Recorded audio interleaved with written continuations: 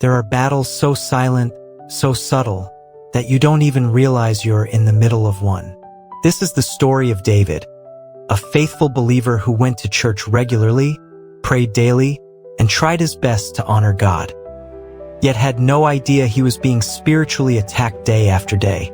David loved God sincerely. He served in his church, joined small groups, and wanted to live a life that pleased the Lord. People saw him as strong and unshakable. But what no one knew was that David was slowly changing, and even he didn't understand why.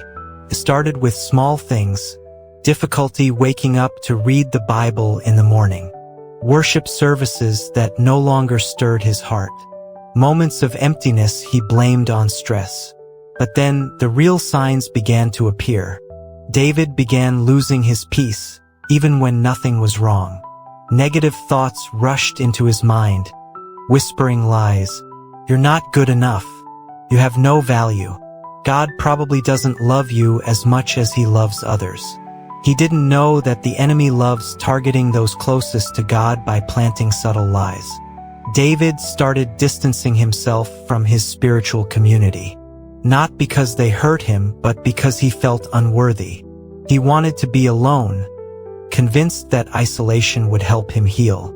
But isolation is the enemy's favorite battlefield, the place where a believer becomes the easiest target.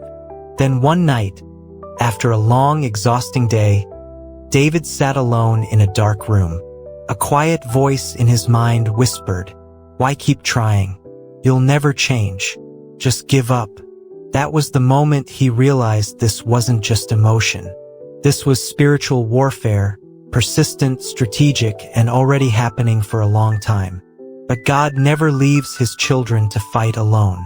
That night, while scrolling on his phone, David accidentally opened a verse he had read hundreds of times. "The enemy comes only to steal, kill, and destroy. But I have come that they may have life, and have it abundantly." The words hit him like a bolt of light. He realized he had forgotten the most important truth. Spiritual attacks don't begin with big events. They begin with small cracks. Laziness, doubt, isolation, dryness, whispered lies. And when you're not spiritually awake, those cracks widen.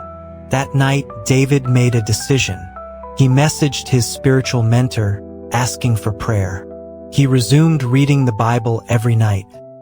Not because he felt strong, but because he knew it was his weapon. He started replacing each lie with a promise of God. And slowly, 1 week, 2 weeks, 3 weeks, David felt himself growing stronger. The heaviness lifted, the negative thoughts faded, and most importantly, he learned that spiritual strength comes not from perfection, but from awareness. David's story is a gentle but serious warning for you. The enemy does not attack what has no value. If you feel distracted, drained, discouraged, isolated, or spiritually numb, it may be a sign that you are getting closer to something God has prepared for you. Spiritual warfare is real, but you are not fighting alone. Stand firm and God will fight for you.